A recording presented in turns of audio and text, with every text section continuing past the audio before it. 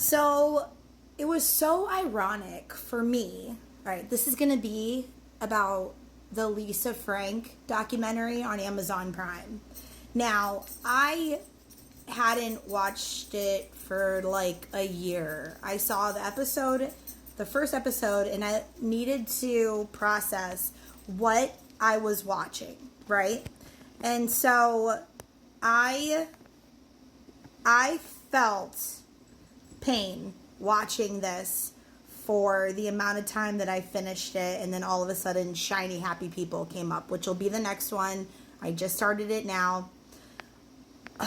Where do I start? So I did go to CVS, and I was like, I wonder if I could find a Lisa Frank like notebook. And apparently the girl that made the documentary had done the same thing and then had to investigate it. And I was also a little upset. I was like, damn, I've been, people always jump on really good things, and I could have, really talked about it on my TikTok channel.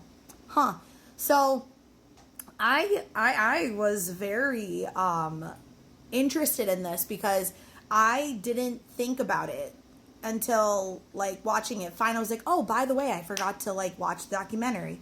So I'm 35, and I feel like the nostalgia for just a lot of things has really been the forefront of everything that I enjoy, and possibly my inner child and my teenager self being like, I never got to buy all of those stickers.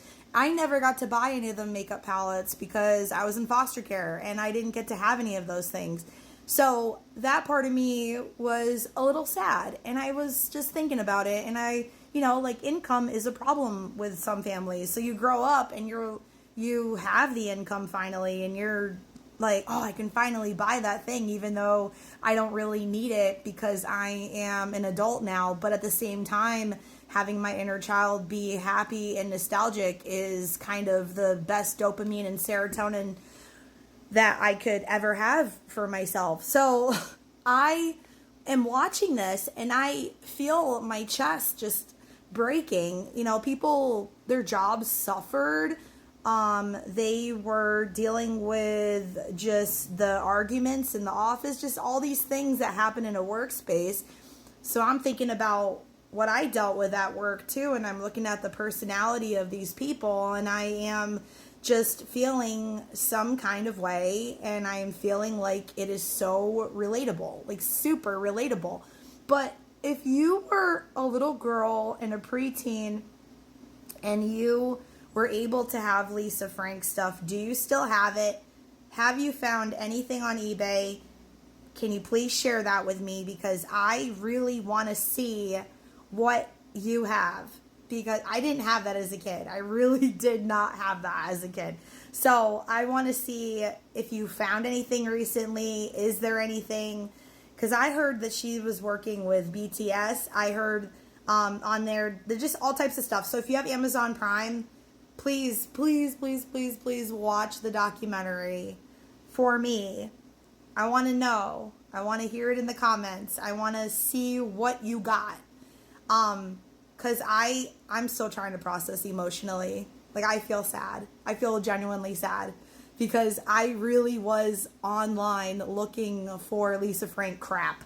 You can't find it anywhere. Like, you can't find the notebooks. You can't find the folders. You can't find binders. If you have, good for you.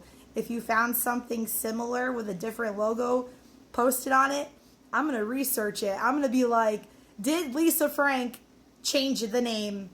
And then, oh my God, you could just see the passive aggressive, like, oh, we're happy. But then you hear everyone else say all the crap that she did, yo. Like, like, it made me think about my bosses that I dealt with in workspaces.